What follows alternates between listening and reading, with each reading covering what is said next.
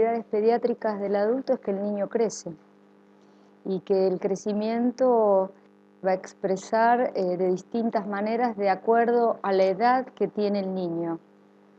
Hay periodos que llamamos periodos sensibles, en los cuales periodos sensibles son aquellos en los cuales hay una alta velocidad de crecimiento y esa alta velocidad de crecimiento determina que es muy sensible a cualquier noxa que pueda alterar. Por ejemplo, una infección, la primera, por favor, ahí está.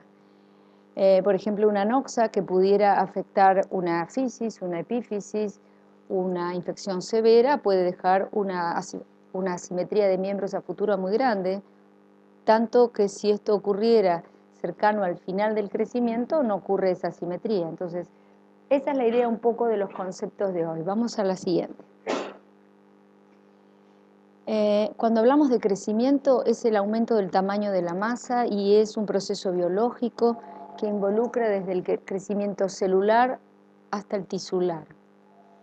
En cambio, cuando hablamos de maduración, hablamos del proceso de llegar al estadio adulto. Es diferente crecimiento y maduración, y vamos a ver cómo tenemos que evaluar la maduración para saber en qué momento biológico está nuestro paciente. Muchas gracias. El crecimiento está influenciado rápidamente por aspectos genéticos, es decir, que el tamaño de los niños guarda relación con la genética de su papá y de su mamá, y también con condiciones medioambientales y nutricionales. Esto es en condiciones de normalidad. Luego aparecen situaciones que son patológicas, condiciones específicas, por ejemplo, las displasias esqueléticas o las alteraciones del crecimiento de los miembros, en donde a los factores genéticos generales o multigénicos que determinan el tamaño, crecimiento, estatura, se suman los factores de la condición, osteogénesis imperfecta. Al crecimiento y a la maduración del niño se sume el defecto del colágeno tipo 1 que genera fragilidad ósea.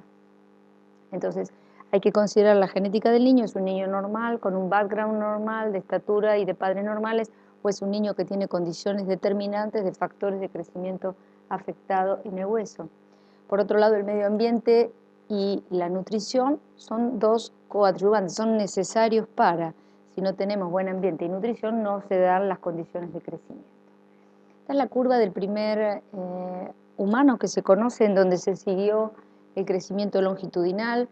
Observen que el crecimiento longitudinal, estos son centímetros en años, muestran una alta velocidad de crecimiento inicial, un periodo de meseta donde la velocidad es entre 4 a 7 centímetros por año, y esto es la pubertad. Cuando ustedes planean tratamientos, por ejemplo, epifisiodesis, no transitorias, sino definitivas, para igualar la longitud del miembro, van a tomar en consideración el momento de crecimiento para los cálculos del crecimiento remanente, porque no es lo mismo querer hacer un tratamiento a esta edad que en plena pubertad. Esta es la curva si uno analiza centímetros por año, y aquí vemos los centímetros que se ganan en función del tiempo, y aquí vemos la alta velocidad de los 2 primeros años.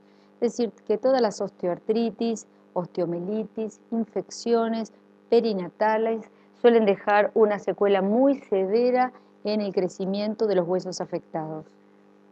Fíjense que es altísima la velocidad, tanto que el niño nace con entre 48 y 52 centímetros en el momento de nacimiento y termina al final del primer año con 75 centímetros, 25 centímetros por año, que es un crecimiento cefalocaudal, se dan todos los huesitos y especialmente empiezan a elongar miembros inferiores. Esto es, se refleja este crecimiento individual que vimos en la curva anterior en la curva que llamamos de percentilos.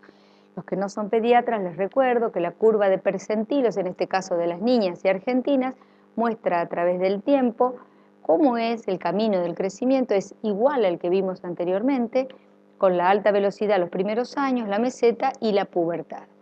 Es importante entonces una evaluación global del tamaño del niño para poder predecir los tratamientos. Ahora, si tratamos de pensar en qué modelos biológicos están debajo de esa curva, qué representa esa curva de una población, vemos que hay un componente infantil que es de alta velocidad, como les decía antes, un componente de la niñez y la pubertad. En la pubertad no todos los niños tienen ese estirón puberal a la misma edad. Existe una variabilidad entre los sexos, entre mujeres y varones, y existe una variabilidad dentro del mismo sexo, todo en condiciones de normalidad. Fíjense, esto bueno, es más complejo, pero aquí es, si nosotros tomáramos esa curva de crecimiento que les mostré previamente, en este caso son varones, esta es la curva, y aquí lo que se observa es el estirón de puberal si tuviera a los 12 años, si lo tiene a los 14 y si lo tiene a los 16, es decir, que esa variación se da en la población y en los varones normales. Esto lo expresamos a través de esta curva de velocidad de crecimiento. Pero entonces, todo esto que les estoy contando, ¿para qué es? ¿Para aumentar el conocimiento general? Sí, en parte, es bueno saber cómo es el crecimiento de los niños, pero en parte es importante para la planificación de los tratamientos en los cuales van a involucrar el crecimiento de algún segmento.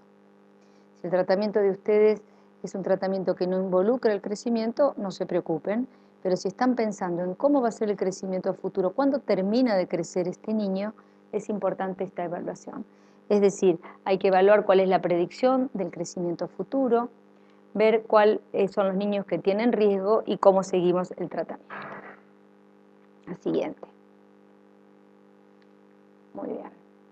¿Cómo evaluamos el crecimiento? Lo primero que hacemos en la evaluación del crecimiento es tomar la estatura y percentilarlo. También hacemos la evaluación del crecimiento de los papás y confirmamos si la estatura del niño tiene que ver con la estatura de los papás. Hay niños que están por fuera del carril genético, esta es la estatura de los padres, algunos son bajos y algunos están en estaturas promedios. La siguiente. Fíjense que eso es lo que vamos haciendo nosotros en la práctica, evaluar longitudinalmente si este niño crece bien, cómo va a ser su estatura final. En este caso es un niño que crece perfecto, es bajo, pero está dentro del canal para padres. O si crece mal, ejemplo, niño que tenga alguna enfermedad metabólica, por lo cual la predicción del crecimiento es diferente en este niño que en este niño. Entonces es importante para nosotros diferenciar cuáles son las variantes de la normalidad y para las variantes de la normalidad tomamos el concepto de percentilo o desvío estándar que ustedes utilizan habitualmente o score Z. La mayoría de los niños crecen y se desarrollan en percentilo. ¿Qué quiere decir esto? Las nenas en la Argentina tienen la pubertad, es decir, la menstruación, la primera menstruación en promedio a los 12.5 años. Esa es el percentilo 50, pero la variabilidad es entre los 10 y los 14 años. Y nosotros sabemos que la menarca o primera menstruación es un evento tardío. Cuando las niñas tienen su primera menstruación, más del 90% del crecimiento de estatura ha ocurrido. Casi todo el crecimiento de los miembros inferiores ha ocurrido. Solo resta un remanente en la rodilla y en el tronco. Esa es la correlación que hacemos entre la maduración y el crecimiento. La siguiente. También evaluamos las proporciones corporales. Ustedes saben que las proporciones corporales del niño cambian. Es así que los lactantes suelen tener un mayor crecimiento del segmento superior con respecto al segmento inferior y esa relación hace que el segmento superior con respecto al inferior es de 1,7 en los lactantes y en el adulto es de 0,9, es decir, es igual el segmento superior que el inferior. Utilizamos esto, que es la curva, para evaluar segmentos. Muchas veces en el consultorio, el doctor Goyeneche, alguno de los compañeros de trabajo me pregunta cuál es el crecimiento que queda. Y hay niños que lo que tienen es el segmento afectado. En este caso es una niña con una hipocondroplasia. Fíjense que tienen los segmentos superiores cortos, los inferiores también, con un acortamiento de los miembros. Entonces, cualquier planificación toma en cuenta esta proporcionalidad. Tenemos mucho para resolver si queremos hacer una elongación de miembros inferiores. Uno de los aspectos que tomamos en consideración es la pubertad. Pubertad